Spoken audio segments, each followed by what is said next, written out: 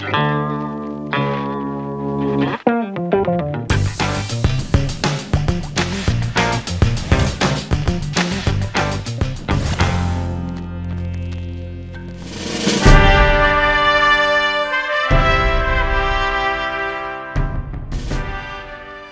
Assembly Ad Hoc Committee on Appropriation gets commendation from prompt laying of report of 2018 Appropriation Bill. More committees of the House lay reports of their various oversights as legislature returns from short recess. We have details coming up.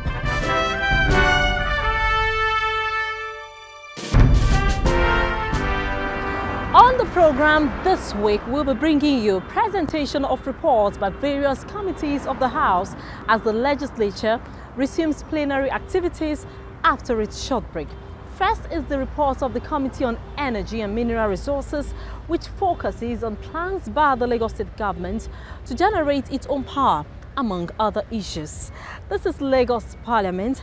I am Abimbola Agbebi. Many thanks for joining us. Get closer to your legislators. See them in action as they deliberate on moving the state forward. Watch updates on weekly events, presentation of bills, passage of laws, adoption of resolutions, and many more. Also, get a chance to meet the lawmaker of the week and watch the legislators. Observe plenary in Yoruba language. Lagos Parliament, every Thursday, 7:30 p.m. on TVC News Nigeria. Lagos Parliament, bringing the legislature closer to you.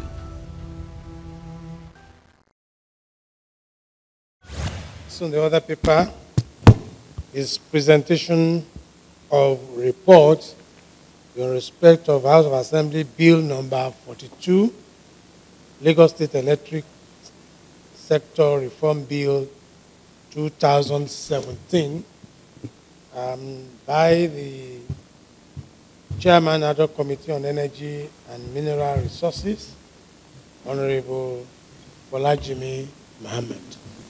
Mr. Speaker, to be able to do this, I wish to move that the House reverts to Committee of the Whole. Good afternoon, Mr. Speaker, fellow members. This is the report of the 7-man Ad Hoc Committee on Energy and Mineral Resources on the Lagos State Electric Power Sector Reform Bill 2017, ISOLE. Shall be responsible for the overall management of the energy sector and supervision of all agencies, boards, departments, and units under it. Number 2, the agencies, boards, departments, and units under the ministry shall include, but not limited to, the following: A, Ibile Oil and Gas Corporation, and B, the Lagos State Electricity Board. Delete section number 6. Delete section 5 and create a new section 4 with the side notes, powers of the ministry, to read thus: the ministry shall, A, be responsible for the initiation, formulation, and coordination of the power sector reform, policies, and programs of the state. B, formulate and evaluate policies relating to the energy in the state. C, formulate policies in accordance with the Electric Power Sector Reform Act. D, supervise and monitor and evaluate the implementation of all power policies and programs in the state. E, create an enabling environment for private investment in the power sector. F, issue license to feedstock merchants under the Embedded Power Scheme. G, consult and collaborate to the maximum extent practicable with any federal agency, other states and local governments, state statutory bodies, and research agencies on matters relating to the power sector. Honorable Mosumala. The report as presented be adopted for debate. If you go to page 13, where it says 3 on the top of it, subsection 3, it says subject to the provisions of subsection 1 of this section, the board shall have power to carry out activities which are necessary, advantageous, or incidental to the purpose of carrying on its functions under this law. I don't know if the chairman will be able to explain that, given such a wide such wide powers to the board that are not specified in the law. Also, if you go to page 15, I don't know if the council chairman, who shall be appointed by the governor, should be subject to the approval of the House. I don't know if that is acceptable. If we also go to page 16, the chairman and other members of the council shall be persons of integrity, good standing, and reputable character. I don't know if we need those three qualifications. I don't know if we can just say integrity and good standing, if the House permits. However, sir, I want to just quickly point out some areas that are a bit gray to me.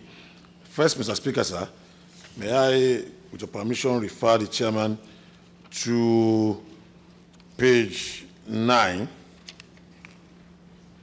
while talking about section 15, talking about the board. And on that, section 15 says the board, the common seal of the board shall be determined by the board, and affixing of the common seal shall be authenticated by the signature of the general manager and the secretary, or some other persons authorized by the board for that purpose. I am of the view that if we make it so loose that the board may sideline the general manager and the secretary and appoint people, there must be a process. We must know how those people will be appointed, so that we have to be very careful not to create a loophole. The penalty for offenses, they seem to be lumped together, and they should be distinctly specified, because some offenses are terrible, like people rolling out cables and sabotaging the efforts of the state should not be given a part on the wrist. We have to look at that very well. The penalty is so insignificant compared to the sabotage committed by these people.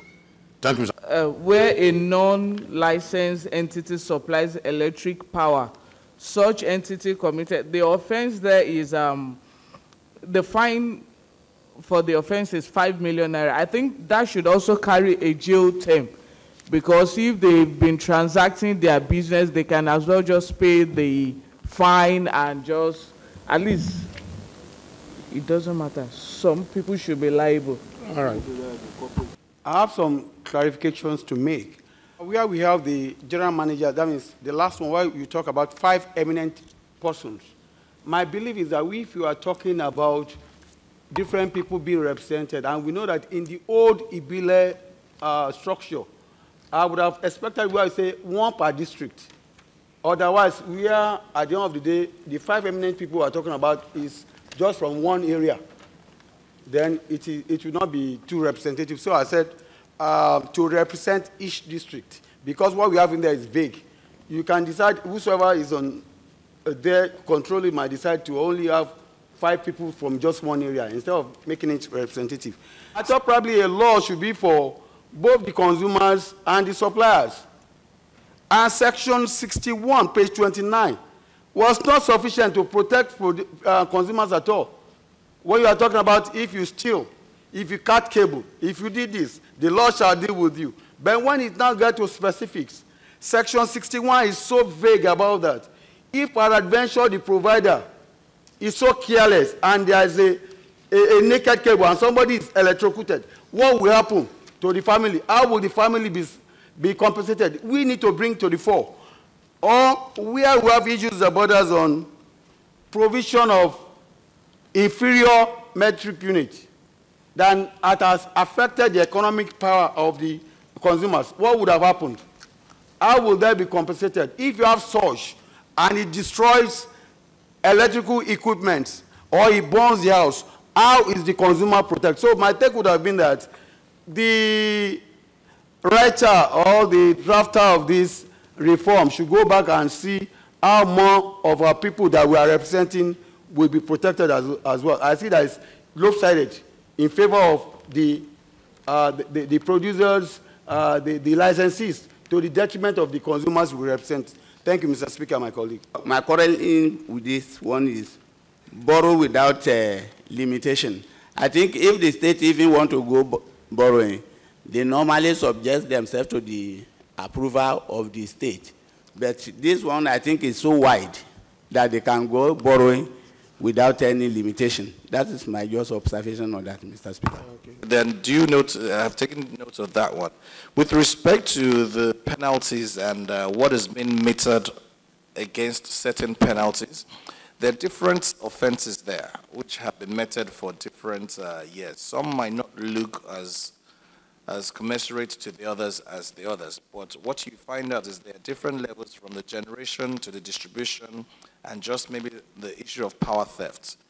Where in a situation someone is taking something from a generation and affects the generation ability, not only does it affect himself, it also affects the entire chain of the particular community or the ring fence zone. So what is being meted out with that person is different. So to that extent, we had to deliberate a few times to see the magnitude of the offense and to try and balance it. But once again, we will look at it and check it again.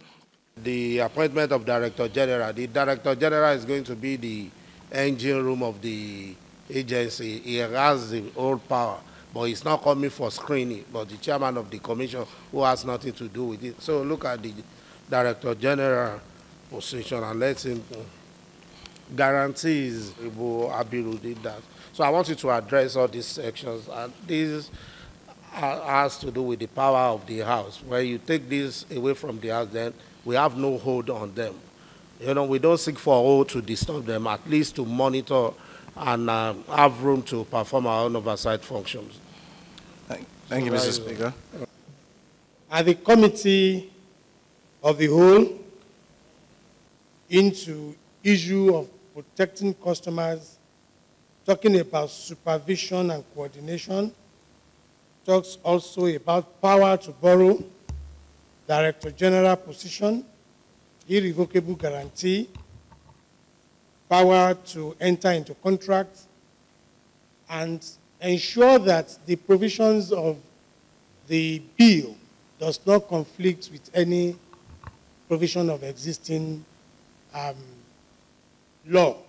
And on that note, it appears that what we have done is to adjourn further deliberation on the bill for another allotted day. Mr. Speaker, I wish to say that that is what transpired at the committee of the vote. Thank you, Mr. Speaker. Meanwhile, the chairman of the Committee on Energy and Mineral Resources, Honorable Folajimi Mohammed, spoke extensively on the significance of the bill. Basically, I believe that in His Excellency's vision to drive the state as a pioneering state with respect to revenue generation, he realized that most of the things were based on power. And he realized that the sooner we get off the national grid, the better it will be for us. So with respect to that, they came up and submitted a bill which was to generate, transmit, and distribute power independently. But they couldn't do this, of course, without the consensus of the NERC. So they had been working hand in hand with the NERC, which is the regulating commission, and to the extent to which they were given a no objection letter to go ahead with it. But all things still have to revert to the commission up there. The essence of the stakeholders is to feel the pulse of the people who are involved in the chain. So within the stakeholders meeting, we had people from the generation department, we had people from the transmission, even the metering, even equipment and lines that had come, or anything that was associated with the power or energy industry as a whole. So basically what we had there was we took responses from people where there were gray areas. We brought in clients as well who were going to be the eventual beneficiaries of it, and we were delving into the existing lapses of the current power situation and seeing how to amend or make sure that it wasn't going to be an issue in the subsequent scheme, which is the embedded power scheme. So you see, most times when you have it's a new bill, first and foremost, it's the first of its type, and it's going to be one of the greatest reforms in Nigeria as a whole. So what had happened was we had to get a lot of consultation from the federal government via the NERC. So the inputs of the NERC was what made us have to come back to the bill and to see the limitations to which we could actually put certain things in the bill. It was pretty cumbersome, but we had a lot of engagement with the executive arm, and they had the engagement with the federal government via the NERC, just to make sure that we weren't doing anything ultra-virus.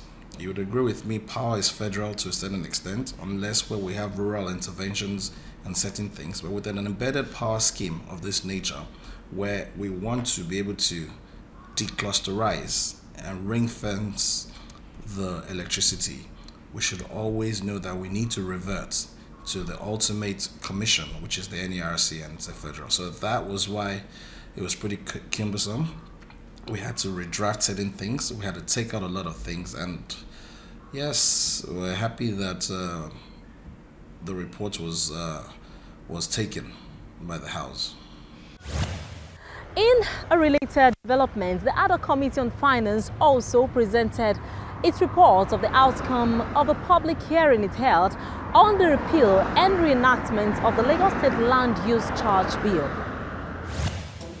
In respect of House of Assembly Bill number 46, titled Land Use Charge Repeal and Reenactment Bill 2017. The report is to be presented by the chairman of the House Ad hoc Committee on Finance, Honorable Ogundi Imu. For the purpose of this, Mr. Speaker, I wish to move that the House dissolve to Committee of the Whole to be able to take the presentation. I so move. Observations. At the hearing, the following observations were made: that 1, the long title of the bill redrafted to read thus: a bill for law to provide for the consolidation of property and land-based charges, make provisions for the levying and collection of land use charge in Lagos State and for connected purposes. 5.2, Section 26, the interpretation section be moved to Section 1.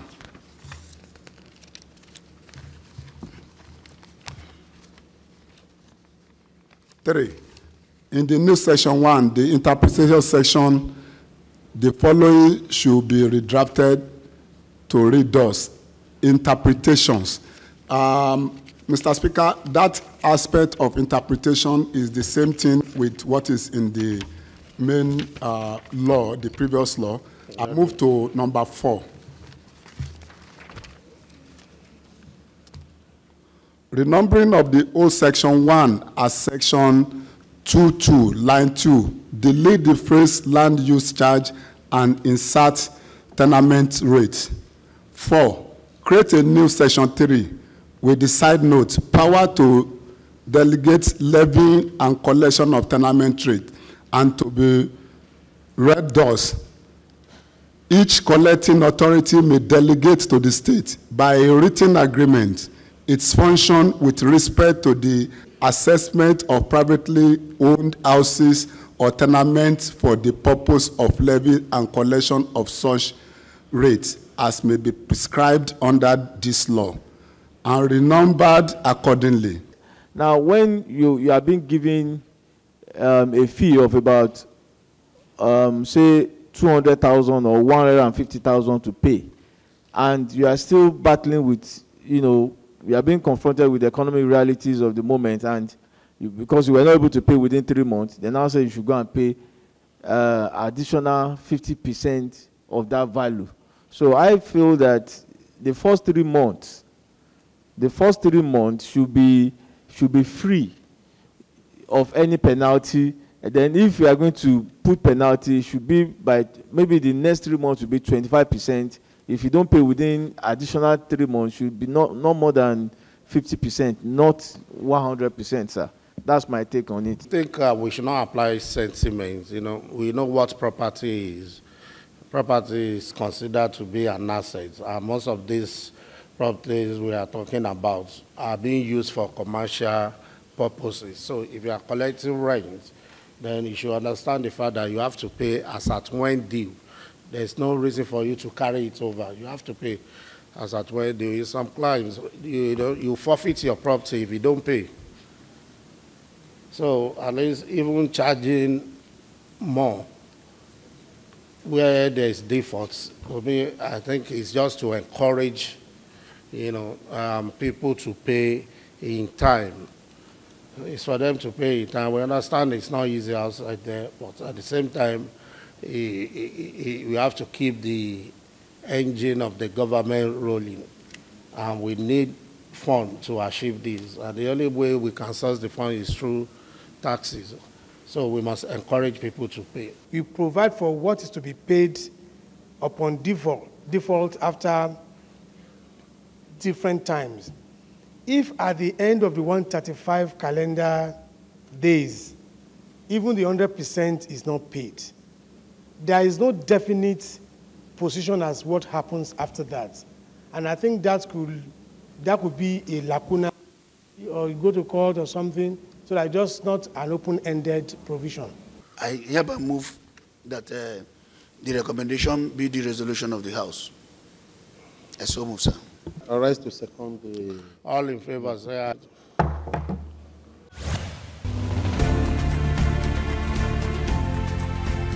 Get closer to your legislators. See them in action as they deliberate on moving the state forward.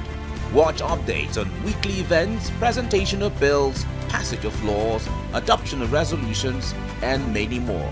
Also, get a chance to meet the lawmaker of the week and watch the legislators. Observe plenary in Yoruba language. Lagos Parliament, every Thursday, 7:30 p.m. on TVC News Nigeria. Lagos Parliament, bringing the legislature closer to you.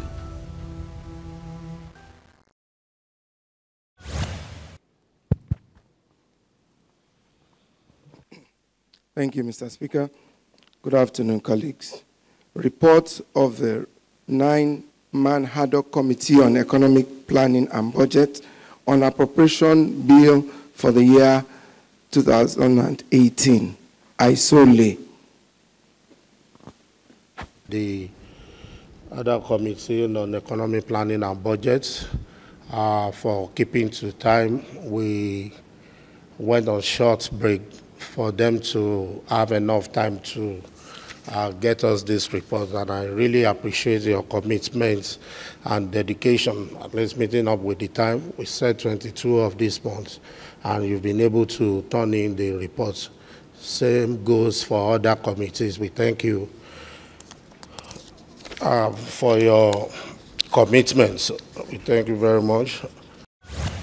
And with that, it's a wrap on this week's episode of Lagos Parliament. We thank you for watching. Till I see you again next week, remember you can watch previous episodes of the program on www.youtube.com/TVC News Nigeria. I am Abimbola Agbebi. See you next week.